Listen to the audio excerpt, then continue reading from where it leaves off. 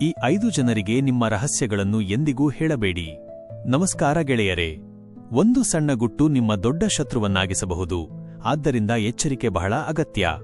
ಚಾಣಕ್ಯ ನೀತಿಯ ಪ್ರಕಾರ ಈ ಕೆಳಗಿನ 5 ಜನರಿಗೆ ನಿಮ್ಮ ರಹಸ್ಯ ತಿಳಿದರೆ ಅದು ನಿಮ್ಮ ಜೀವನಕ್ಕೆ ವಿಷವಾಗಬಹುದು. 1. ದುರ್ಜನರು, ಕೆಟ್ಟ ಮನಸ್ಸಿನ ಜನರು. ದುರ್ಜನರು ಯಾವಾಗಲೂ ಇತರರ ಕೆಡುಕನ್ನೇ ಬಯಸುತ್ತಾರೆ. ನಿಮ್ಮ ರಹಸ್ಯ ಅವರಿಗೆ ತಿಳಿದರೆ ಅದನ್ನು ನಿಮ್ಮ ವಿರುದ್ಧವೇ ಆಯುಧವಾಗಿ ಬಳಸುತ್ತಾರೆ.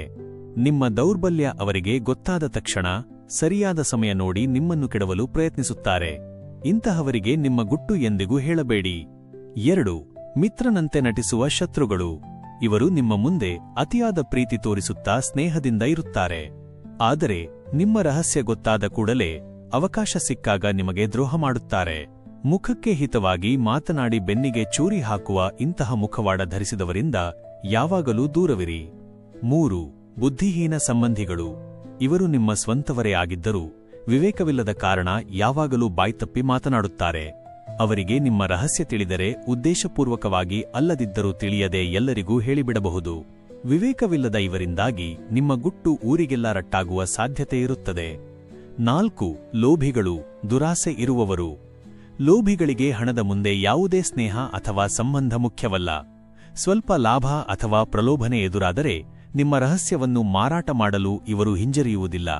ಹಣಕ್ಕಾಗಿ ಏನೂ ಬೇಕಾದರೂ ಮಾಡುವ ಇವರಿಗೆ ನಿಮ್ಮ ಗುಟ್ಟು ಹೇಳುವುದು ಸುರಕ್ಷಿತವಲ್ಲ. 5. ಸ್ತ್ರೀಲೋಲುಪರು, ಸಂಯಮವಿಲ್ಲದ ವ್ಯಕ್ತಿಗಳು. ಅತಿಯಾದ ಕಾಮಾಸಕ್ತಿ ಇರುವ ಮತ್ತು ತನ್ನನ್ನು ತಾನು ನಿಯಂತ್ರಿಸಿಕೊಳ್ಳಲು ಆಗದ ವ್ಯಕ್ತಿಗಳು ಇವರು. ತಮ್ಮ ಸ್ವಾರ್ಥಕ್ಕಾಗಿ ಅಥವಾ ಇನ್ನೊಬ್ಬರ ಮೆಚ್ಚುಗೆ ಗಳಿಸಲು ನಿಮ್ಮ ರಹಸ್ಯವನ್ನು ಹರಡಬಹುದು. ಸಂಯಮವಿಲ್ಲದ ಇವರಲ್ಲಿ ಗುಟ್ಟು ಕಾಪಾಡುವ ತಾಕತ್ತೂ ಇರುವುದಿಲ್ಲ. ನೆನಪಿಡಿ, ಚಾಣಕ್ಯ ನೀತಿ ಹೇಳುವಂತೆ ನಿಮ್ಮ ರಹಸ್ಯವೇ ನಿಮ್ಮ ಬಲ. ಅದನ್ನು ನಿಮ್ಮ ಹೃದಯದಲ್ಲೇ ಇಟ್ಟುಕೊಳ್ಳಿ. ನಂಬಿಕೆ ಎನ್ನುವುದು ಅಮೂಲ್ಯವಾದ ವಸ್ತು. ಅದನ್ನು ಗಳಿಸಲು ವರ್ಷಗಳೇ ಬೇಕು, ಆದರೆ ಕಳೆದುಕೊಳ್ಳಲು ಒಂದೇ ಕ್ಷಣ ಸಾಕು. ನಿಮಗೆ ಈ ಮಾಹಿತಿ ಇಷ್ಟವಾದರೆ ಲೈಕ್ ಮಾಡಿ, ಶೇರ್ ಮಾಡಿ ಮತ್ತು ನಿಮ್ಮ ಅನಿಸಿಕೆಯನ್ನು ಕಾಮೆಂಟ್ನಲ್ಲಿ ತಿಳಿಸಿ.